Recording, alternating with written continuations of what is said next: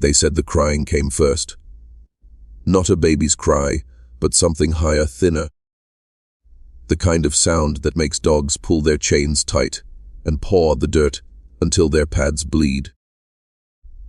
When the highway workers cut into the mountain clay that summer, they swore they heard it under the roar of their own machinery.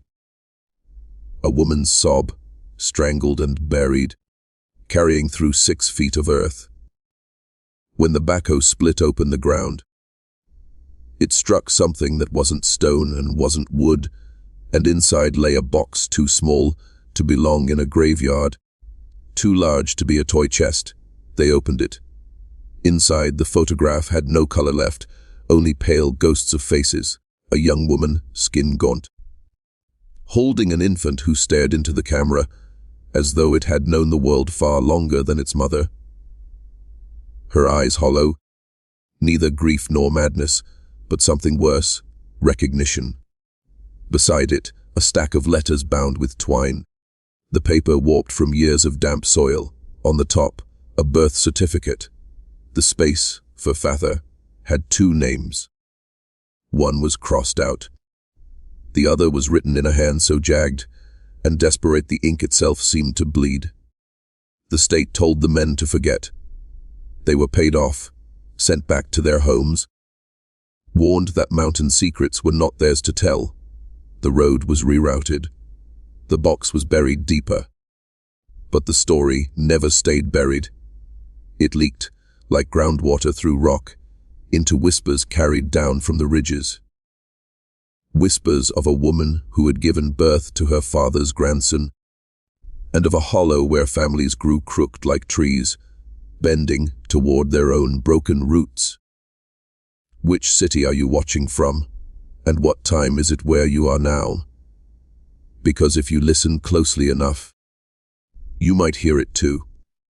The thin cry of a child who never should have been born, carried on the wind through towns that no longer exist on maps.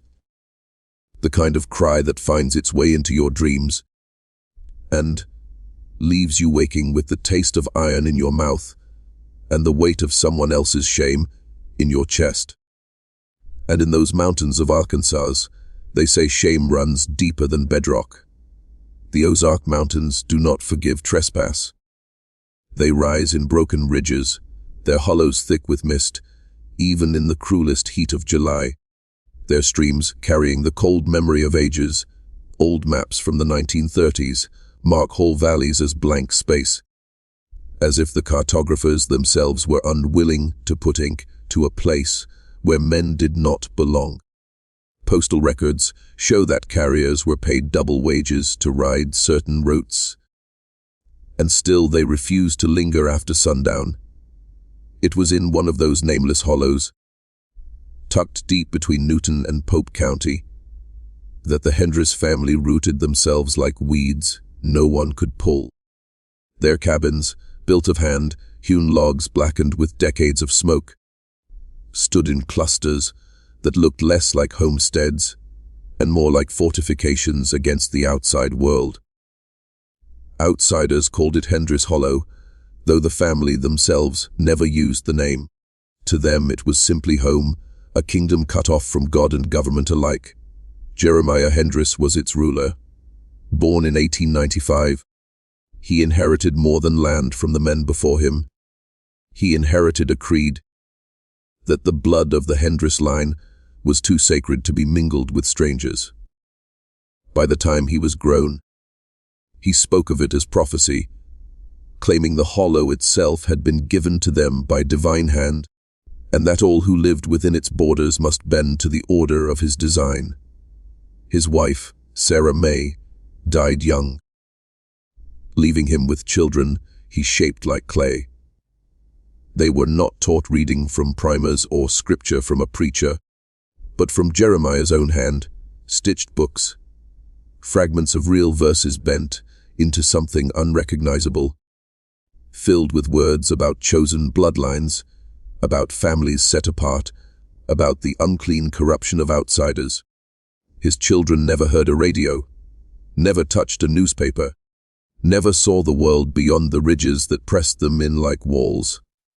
When Opel May Hendris was born in 1932, she carried into that hollow a spirit her father noticed too quickly.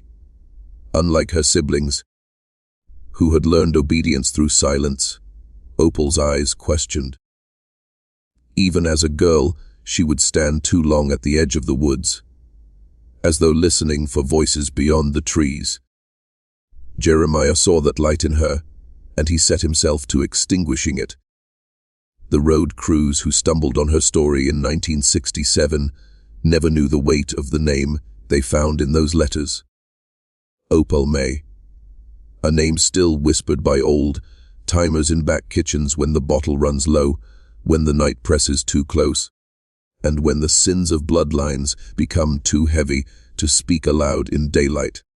And it was Opel May's fate that would turn Hendris Hollow from an isolated farmstead into a legend of rot, shame, and the kind of silence that poisons generations.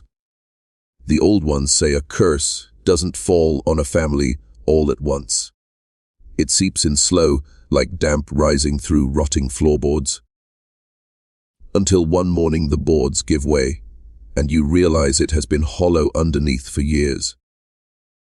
That was how the Hendris bloodline withered, folding in on itself with each generation until kinship no longer meant safety, but entrapment. By the late 1940s, Opel May was 16, her beauty sharp against the backdrop of that hollow. Her skin pale from lack of sun, her eyes the same washed, out blue as the springs that bubbled up through the limestone. To the outside world she did not exist. No birth certificate, no school records, no neighbors to testify she had ever walked the earth. To Jeremiah, she was proof that God had chosen his family for something greater than ordinary men could understand. The letters unearthed decades later reveal his methods. At 14 he began educating her in what he called family duty. Private lessons in the deep cabin where the light seldom reached. Lessons that had nothing to do with arithmetic or scripture as anyone else knew it. Jeremiah read from his own writings, pages where he had twisted holy words into justification for acts that no church would bless. He told her their family bore ancient blood, descended from the patriarchs themselves, and that her body had been chosen to keep that blood pure. Opel wrote of feeling trapped in a dream. She could not tell where her thoughts ended and his began. At times she believed her own resistance proved his claims true, because he told her it was so. That her defiance meant she carried destiny inside her, that her unease was the mark of a chosen vessel.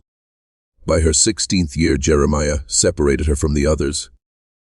He built her a one-room cabin deeper in the hollow, explaining to her siblings that she required solitude to prepare for her divine role. In truth, he was cutting her from every other human voice, ensuring that only his would echo in her ears.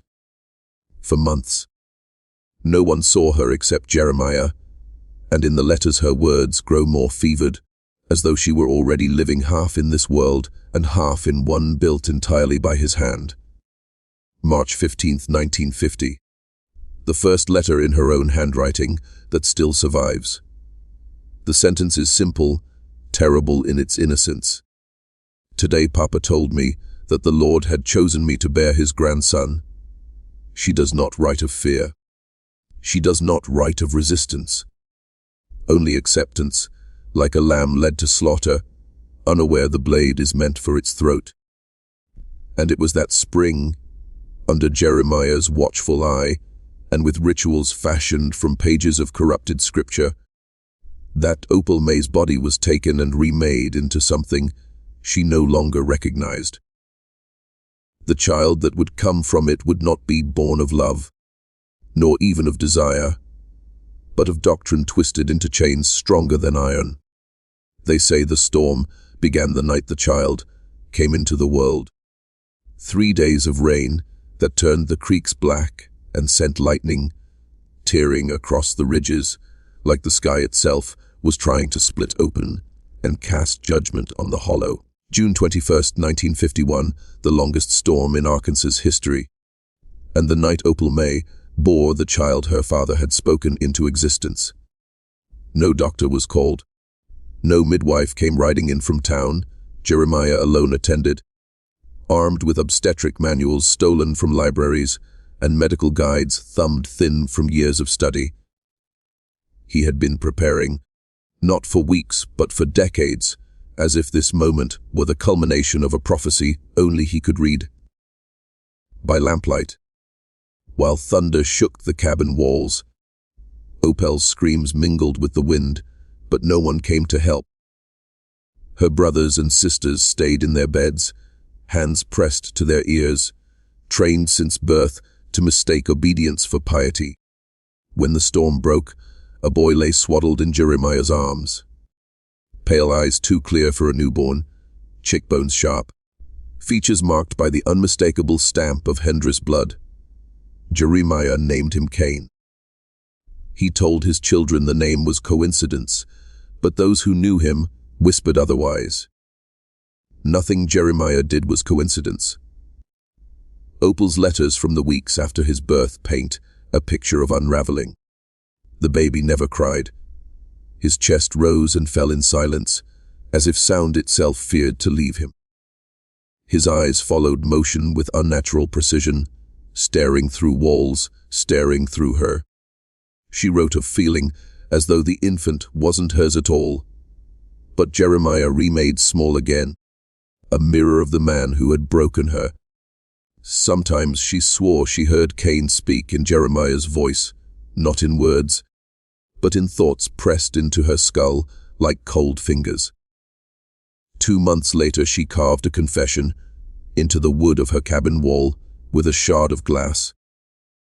The baby looks at me like he knows, like he remembers. Sometimes I think he has come back to punish me for enjoying it. Those last words are the cruelest evidence of Jeremiah's power. He had convinced her that her body's involuntary responses were sin, that she had desired what had been forced upon her, that she was both victim and accomplice, damned either way. Cain thrived in silence. Jeremiah spoke to him as if to a grown man, reciting his twisted scriptures, while the infant stared unblinking. The other children whispered of hearing him laugh in the night, not the laugh of a child, but something dry and knowing, like the sound of bones clattering together. And though Opel still held him to her breast, she had begun to drift elsewhere. Her letters from late 1951 read like dispatches from a crumbling mind, caught between nightmare and prophecy. She wrote of dreams where she lived another life, in a town with paved streets, married to a man whose face blurred every time she tried to recall it. She wrote of mirrors that showed her not as she was, but as a stranger looking back, filled with sorrow for the life she had lost. But even mirrors could not save her. In Hendris Hollow, reflections had no power against blood. By the mid-1980s, the hollow itself had begun to vanish from official memory. The state declared the land a preserve, posting signs that forbade camping, hunting, or even walking past the tree line. Locals understood the truth. The land was poisoned, not by chemicals, but by memory. Yet memory has a way of bleeding through. No matter how many signs are hammered into the ground. It was in 1985 that demolition crews arrived to tear down what remained of the Hendris cabins. Most were piles of rot, logs blackened by decades of storms. But the deep cabin, Opel's prison, still stood. Its walls held something stronger than timber, carvings etched in desperation, words written not on paper, but into the very bones of the place. They found sentences scratched with nails, with glass, with anything that could cut. A chronicle of madness and clarity interwoven. Cain is 3. He has Papa's eyes. Another. Sometimes I see myself in mirrors, but she is someone else.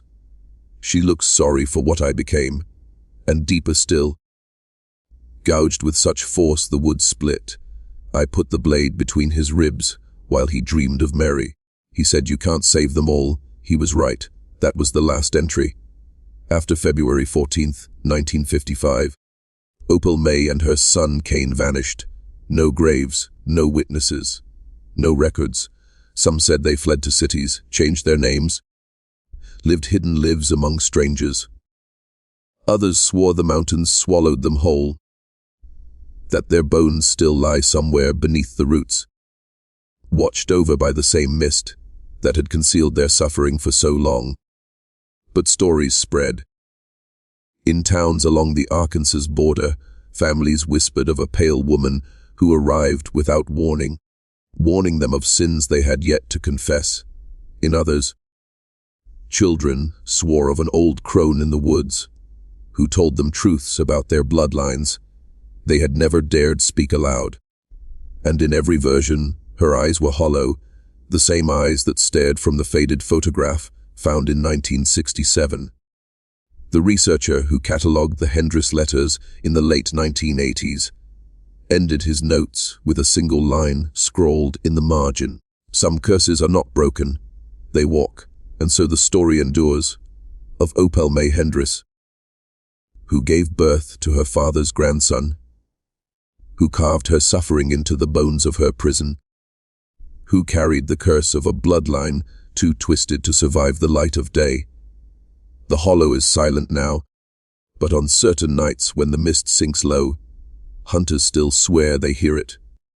The high, thin cry of a child, calling for a mother who may also be his sister, echoing through ridges where the sun has long refused to shine.